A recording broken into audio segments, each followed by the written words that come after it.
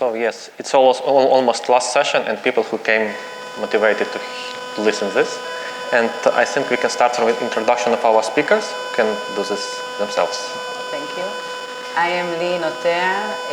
I am from Nuvei. I am Director Relationship Manager. I am Israeli, based in Bulgaria for the last 9 years. Hi, I'm Vince DeCastro. I'm head of marketing for Acuity Trading. We provide market intelligence tools for Forex brokers to deliver to their traders. And yeah, happy to be here. Hi, everyone. I'm Anthony. I'm from Virtual Pay. I'm the Group Chief Commercial Officer. We do payment processing as an acquirer across the globe. Happy to be here. Hello, I'm Angelos Gregorio. I'm the CEO and co-founder of Dynamic Works. It's IntelliCorp. We provide to brokers complete CRM solutions and KYC solutions. Thank you. So let's start. Yes, the panel is called "Your Customer Isn't Yours Anymore." So do you actually agree? And if the customer isn't yours, then who is it now? Who is it now? Okay, I would say the customer was never ours. I think that's kind of a misunderstanding. It's not so much ownership, it's access. So in the past, you'd have a traditional marketing funnel, especially for B2B. A Forex broker is looking for a CRM. They do a search, they click on your link, they book a demo, and they choose your platform. Nowadays, it's not a funnel, it's more of an ecosystem. What you need to do is for marketers, we need to be in front of the touch points all throughout the buying journey, all the different buying moments that we're searching for content. We need to be present in those areas, especially now with AI. So I think it's a lack of ownership. It's more being in front of them when they're looking for content. I agree with you. I think nobody controls this process, and that's actually the point. If from a payment perspective, you have the technical platform, you have the brand that are in charge of the offer, the PSPs and the acquiring can charge the conversion. It's not about controlling the entire process, it's how you are linking and connecting the dots.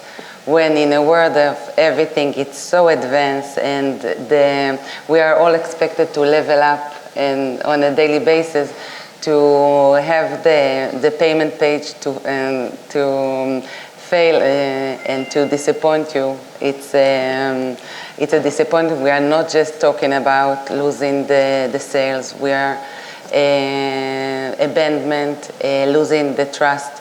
So in this day and age, your payment page defined how the end user review your brand. So it is very important.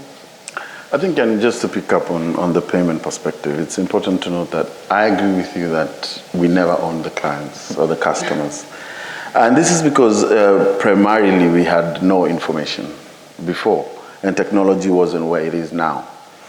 Additionally, value has become, it's not the gold that we had before.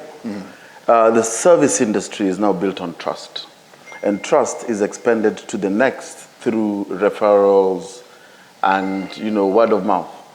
So we are in the business of selling trust, right? And these customers now choose us. They funnel to us. So we don't belong to them. They don't belong to us. We actually belong to them. And this is because primarily the traditional above the board billboards and all that kind of stuff doesn't work anymore. AI has taken over everything. So when Virtual Pay, for instance, is selling to a customer, we don't sell to the customer, we first sell to the AI. Then the AI informs the customer. So we lost the customer a long time ago. Yeah, super. So I would say user rather than customer, because now all the people, they are used to using very advanced UX devices. So they treat even a broker's environment like a user, and you need to meet their expectations. Everything has to be easy and onboarding. So I believe streamlining processes for onboarding users is an extremely important thing, and it also helps with the trust because the better the procedure is, the more serious the broker appears to the client. Plus, then it's with the use of AI, you can have continuous insights to understand the client better and be able to convert them. First of all, focus on who am I converting? I mean, who is worth it to convert? Who is trying to sign up with me because they might want to perform fraud, or who will be a valuable client? And then after that is who should I retain? Where should my focus be? On I have 1,000 clients to handle in my team. Which 10 are the best to start from, and where do I go next? So it's up to us to utilize whatever it is now in our life, and it will continue to evolve very fast to gain the trust and retain the users. Yeah, thank you. So next topic, it's like from brokerage side, I can say, because in our world the chain for cost for client really long. Yes. We start from affiliate to IB, then user come to brokerage and data, then KYC providers, then PSP, and after this some retention tools. And who in that chains in actually own customer data, and maybe is it a problem or not that this providers not split, not carrying the customer acquisition, the acquisition cost? But I think what's more important there, even when you come to the costing of who carries the cost of the acquisition of the customer, is to see who shows the most value at the beginning. Now, the value chain must be driven by a fundamental or a principle that guides it. And the principle that guides it, that makes the customer go from end to end, from the acquisition of the introducer, etc., all the way to the PSP. There has to be a value that is written to them. That's the fundamental basis, which is, as I mentioned before, is the trust. So can trust be amortized across the process? That's mainly the question that I pose to the panel and the audience at large. And I think it's something that trust can be amortized by having a very deliberate presentation of whatever value it is that you have. So as a broker, how do you want to bring the customer in? As an introducer, how do you want to bring in whoever it is that you're bringing in? As a PSP, what value are you adding to the broker? And it comes to the PSP, then it goes back to the broker on the platform. So what value are you adding? And for me, my main point here is that the cost can be amortized across the players, right? And each player has to know each other. And that comes faith and trust. And that becomes a currency that the customer will buy into. But that's my perspective. I could be corrected. But it's amortization across it all. Yeah, no, I completely agree. I think sometimes companies get caught up looking at acquisition costs and not thinking of how are we increasing lifetime value. Yeah. So exactly what you said about adding value. Are we, after we acquire a customer, whether it's B2B or B2C, are we continuing to add value to that customer? Are we continuing to educate our client? And if we can do that, then your lifetime value increases, and then acquisition cost is not that much of a discussion point. It's our clients are now worth that much more to us. Yeah, I agree. I want to relate to both what you said about, first of all, the trust and the value. So in an ideal world, when we are speaking about AI, would expect to see fully automated process, agent running the world. But at the end of the day, if you will ask the end user at this time, if they are willing to trust the full cycle of just let their agent run full transaction. I don't think that we are there yet, and luckily so. So when I'm reviewing the purchase cycle, that you have, you need to make sure that you have a live inventory. You need to validate your customer. You need to make sure that you have fraud prevention, end-to-end dispute process. So are we there? Is it fully automated? Not yet. So I think here is the added value of the PSPs, that when we are speaking to our merchants, we see them as we position ourselves as the trusted advisor to give the leverage to be able to capitalize on the AI expansion here, to understand better how to optimize approval ratio, how to leverage Nuvei globalization, how to take the domestic acquiring to better uplift your approval ratio with better risk rules in place. So it is a very exciting time that, although the main discussion here is AI, but I think it goes hand in hand with the added value that we are bringing to the table. Yeah, thank you. So we thought interesting topic, yes. Retention. If our customer, not ours, we need to keep him as long as possible. And because competitors hunting for them also, yes. And which technology methods, hacks we can implement for this on long-term perspective? First of all, for the retention, you need the retention flow. So you need an engine that will run retention flows to the customer. What I mean is that you need to be able to read all the information that concerns the customer. What is their stage for conversion, first of all, starting from conversion. If they've deposited or not, what's the volume, what's the total deposits, what's the currency they're trading. All this information, you need to be able to utilize them using an engine to follow up with the customer and keep in touch with them. Then the AI comes in. So how can AI help? AI can be at the core, so you can utilize the AI to keep evaluating the customers, scoring the customers, giving you insights, and those insights also to go back to the retention engine, so that the retention engine becomes smarter in terms of which client to follow up and try to retain. And these would definitely not only increase the lifetime value of the customer, but it's also dropping the costs for keeping the customer. And keeping the customers is a much more affordable effort rather than converting a customer. So retention is hugely important. Plus add loyalty systems and things that can keep the client, apart from educating them and giving them insights on what they can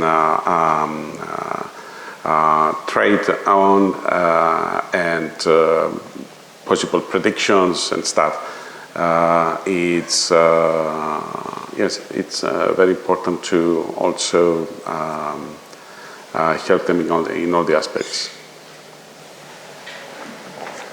Yeah, I would follow up. I agree with everything. I mean, I would follow up that just if you're talking about retaining, as a technology provider, we need to continue to innovate, to continue to add new value.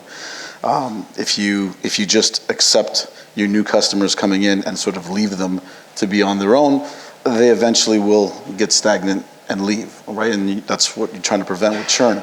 So yeah, if you continue to innovate, you continue to add new value, create good content.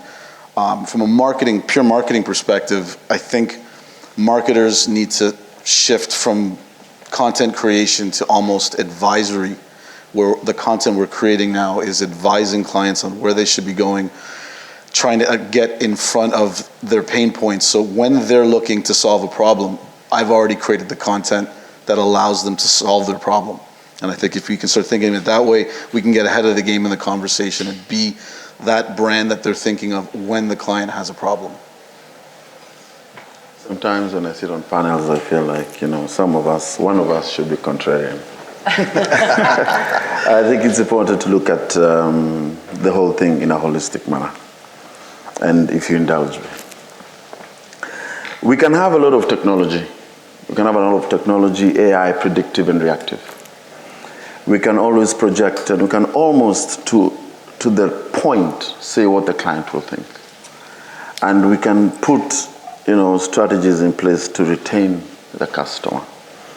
And technology helps us to do this, and does it in a very affordable manner.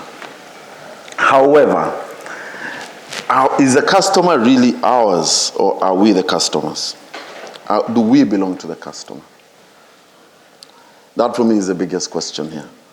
I could roll out AI-driven, emotionally driven, technology-driven solutions, but at the end of the day, am I keeping the customer, or is the customer keeping me? And that's the question that I think should be on the table. And why would a customer keep me? As I mentioned before, I believe that the customer is voluntarily with me. I could spend money to retain them. I could send human beings, etc. But what is it that they will say, okay, I'm going to work with Nuvei, for instance, and I really hope they don't let them come to virtual pay. What is it that I'm giving that is a key differentiator across the entire value chain and across the lifetime of the customer? Is it purely technology driven? Does it have emotion behind it? Sometimes I want to wear the Nike shoe because I saw my friend wear it, right? Sometimes I want to take an Airbnb, for instance, or a hotel. But before I look at the price and the location, I'll first go to the reviews, right? And as I mentioned before, I figure the currency being trust, the currency being referral, is the one that makes the customer stick with me and by extension be my customer. But who belongs to who first at this point where there's information, there's technology, there's prediction, there's statistics. So who retains who? It's a good question. Yeah, that's where my head is at, and I'm thinking maybe we need to look at that perspective, and if we can understand and break it down, then it's easier to have a co-mutual retention between the customer and maybe the service provider. Yeah. I agree with you, because at the end of the day, our customers, we need to prove our added value, I think, on a daily basis. We can speak lengthy about the advance in technology, about AI and everything. But at the end of the day, is what is the value that we bring, how we are helping them to be better, and it needs to be a win-win, yeah, right? Because first of all, we are doing business with the day-to-day is people to people. I want, when I'm looking at my merchants, I want them to be successful at what they do based on the insight, the data, the benchmark glossary that I can share with them. And I am being judged basically not on the wins that I did previous, it's what we are bringing ahead on a day and by day. So this is a process that it's never ending. Mm-hmm. Okay, so next question is really from marketing. Previously, if potential client want to find some brokerage, he Google the best broker in 2026. Right now, with all AI changes which we touched and AI everywhere, a lot of clients started to just ask, please recommend me the best broker in 2026, or in some region, doesn't matter. And if previously he asked Google, he get 10 links with 10 comparison website, which you, like an owner of a broker, can control or mostly control. There will be some reasons of what means better, spreads, commission, minimum deposit, it's leverage. But if you ask AI, there are in most of cases, just list. We don't understand what is better for AI because it's just predictive model. and it changes very often. And questions, yes, which actions right now brands should start to do to adaptate their business acquisition for this new reality? So again, from purely marketing perspective, what you're talking about now is with AI recommendations and AEO, zero-click marketing. So this is now people searching for something in ChatGPT and getting an answer, and they haven't clicked anywhere. So gone are the days of sort of the traditional funnel of creating content and driving traffic to it. It's now evolving into, we need to create content and it's more reputation than it is being indexed. So not only do you need to be present in all of the different touch points that a customer goes through, whether someone's reading reviews on Reddit or whether they're looking for citations, they're looking for recommendations, reviews, you need to have solid content that's adding value up front, because now, the touch points that they used to, like in the buying cycle, it used to be maybe somebody would have to interact with your brand 7 times before they remember in their head, this is the payment solution I want, or this is the market intelligence platform. Nowadays, they need to interact with you over 40 times. So they're constantly consuming content. And if you're not present, if you don't have good distribution, you're not going to be top of mind when someone is at the point where they're looking for a solution. And you're already gone if you aren't. Because most buyers now, they already have 2 or 3 maximum solutions in mind before they start to research. So you have to be there up front. So how are you keeping yourself there? Are you keeping yourself with your own content, with, let's say, articles written for you, or with social sentiment? It's everything. It's a combination of, so your own content is fine, but AI doesn't care about your website. AI cares about your reputation. So it's about how many citations, how many events does your CEO or your CTO speak at? How many webinars have you conducted where you've been mentioned, your CEO on a podcast? These are all things that AI looks towards in terms of reputation, and that's what it sees value in. I can write content all day on the website, but it's not going to do anything. What about the comments of the clients, let's say, on social media or on forums? That's important. Sure. I believe that it's an extremely important thing when it comes to trust. And it is. Yeah, I agree with Anthony that trust, you're selling trust. And one other interesting thing with AI is not only does it look for reviews, but it also looks for the amount of reviews in the short period of time. So say, for example, one broker could have 5,000 reviews, but only 10 in the last 90 days. And a new upstart broker has 300 5-star reviews in the last 30 days. AI is going to say, there's more people saying that's the broker to use now, and that's where it's going to look to recommend. So it's interesting.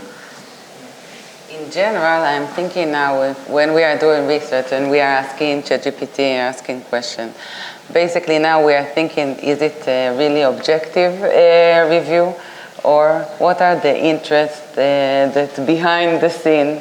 And I'm thinking ahead, this can be a dangerous time that you don't, like when you are looking at ads, it's clear that somebody is promoting. So what is the agenda behind it? So I think, again, the services that we offer are generation agnostic, right? So we are starting from the 16-year-old to the 80-year-old. I like the fact that you mentioned that you have to be there. So the ads, the posts, LinkedIn promotion, etc., very crucial, because not everyone will run to AI, right? And I'm not against AI. I'm saying is that there are multiple channels that we must focus on, but I think the strongest channel that's even going to drive the AI is the human channel. It is that referral aspect. So, but if you marry all of them, having the knowledge that, your market is really, as I mentioned, generation agnostic. We cut across all fields. You're there, your testimonials are there, the AI engine is there, it's pushing it. But all of them are driven towards pushing the value. Then that becomes, for me, possibly the best way to even retain. because you don't get to just focus on the one channel that you think is working best now. Whereas all these other things come together, as you mentioned, into an ecosystem. Yeah. And the ecosystem approach for me would be the best way to be able to push your product and retain and promote, improve, etc. Yeah, for sure. Yeah. But you know, interesting fact, when OpenAI decided to add into ChatGPT instant payment page, it's actually, the adoption was, I think, less than 8%. So I think, like, you would think that we are heading in this direction, but I think I'm going back to your point about the trust. That it's still, we are not in a position that we will let agent to control the full cycle of our purchase, to do to trust fully the judgment of the recommendation and have it end to end. Yeah. Yeah, I hope that it will not be implemented for brokerage, because AI cannot give financial advices. Yeah. And with our compliance, it's almost impossible. So next question is between product, I think, and marketing, because we're talking about that we are not owners of our customers, but we can talk about younger generation who touch trading. And for them, trading, in most of cases, is not MT4, MT5. It's Binance, Bybit, and another platforms. And right now we see trend that some huge crypto company, neobanks like Revolut, they try to entrance to CFD market on different regions. What's your opinion about this, and how classic brokerages can be ready for this? Yes, because everyone wants to grow, and no one don't want to plan for next 2-3 years how to just keep volume. Yes, everyone wants to grow. But if such huge platform came like Revolut, 150 million users, open these markets, they control money, they have money on bank accounts, they can provide another service and cut huge part of audience. How classic brokerages can prepare themselves and be ready for this? How can a classic brokerage compete with like a poly market or something like a huge... Like, not poly market, it's another story, yes. Even with Revolut, who control all financial ecosystem, and they will add trading, CFD. I mean, I think we're just going to keep repeating the same themes, right? It's trust. Obviously, when you're talking about financial brokerages, trading, finance, it's trust, it's adding value, it's education. Does the broker have all the various touch points to the client that solves all of their needs? And if you continue to do that, then a big player can come in and say all these things. But at the end of the day, trust, value, education, these are all things that you have to give a trader a reason to leave. You know, if your payment solutions are on point, you have zero problems with withdrawals, like these are all things that, so I don't know. I don't think it's that. I think these are the same issues that are going to be regardless of the size of the broker. Yeah, I agree. So I want to take from what you said about the fact that I'm taking it to Nuver World and the payment page.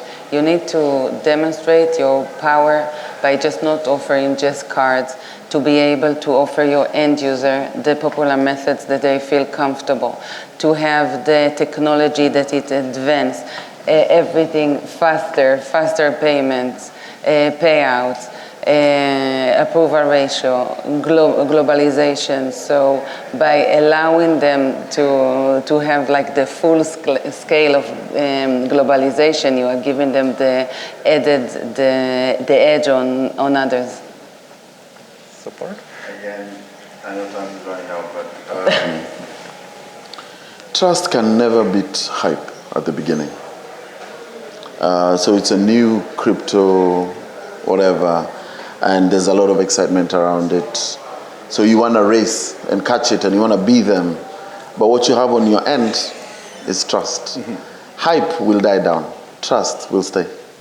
So I think you just need to hunker down, as you said. I mean, the ecosystem has to work together. It has to be flawless. Let it work.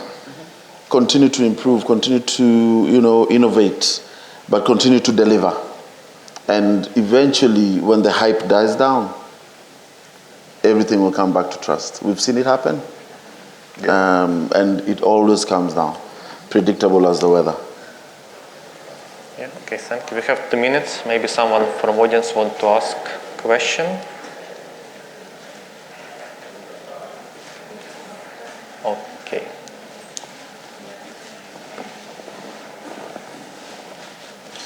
Hello, friends. Right? So you talk about ecosystems and who the customer really belongs to, but we never talk about partner, for example, IBs. Maybe the customer belongs to them. And then what's the funnel, right? So if we're talking specifically about IBs, I personally don't think, I think the traders are much more evolved and advanced now than they were 5-10 years ago. I think 10 years ago, an IB could set up a network and just refer and say, go trade with this broker, no problem. But I think nowadays, I think traders are a lot more evolved. So again, an IB can refer a trader to a certain broker, but if they don't have all of the systems in place, if they're not delivering value, the trader's gonna go someplace else. I think the main primary thing that companies need to do is, going back to the original part of this thing of, are the customers not ours? I think the main thing is that we need to have access to our customers in all aspects, so that whether it's through email, whether it's through running webinars, whether it's through our own communities, our own Telegram, our own WhatsApp, we need to be able to access our customers on our own and not relying on other technologies to continue to do that. And that's how you can continue to add value to your customers. There are brokers who call their clients clients, and other brokers call their IBs clients. Yeah, absolutely. In answer to Laura's question, it depends on the broker. So if you have to treat, if you're an IB-oriented brokerage, then there are many. Yeah. You have to treat your IBs as clients, and they will eventually do their job and bring the clients, because there's still IBs out there who bring clients. Yeah. So that's one thing. Now, about just to add on what we were saying before about the young users, it's trust, and in my view, it's trust, UX, and speed for the young, especially for the young generations. It's very important. So unfortunately, we are out of time. It was great conversations. Thank you for this, and see you next year.